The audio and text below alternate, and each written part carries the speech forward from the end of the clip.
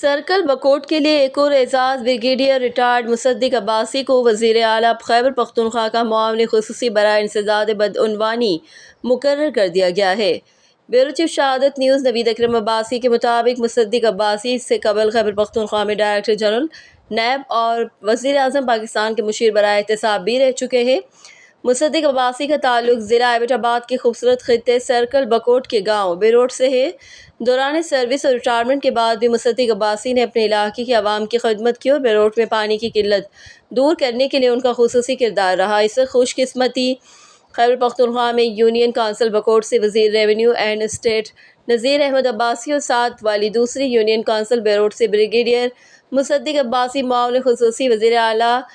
ہوں گے۔ عوامی علاقہ امید کرتے ہیں کہ اب سرکل بکوٹ سے بدعنوان عناصر کا مکمل صفایا کر کے صحت، تعلیم، ذرائع آمد و رفت، منشیات فروشوں، Galiyat development authority CNW Kohala, مولیا نمل،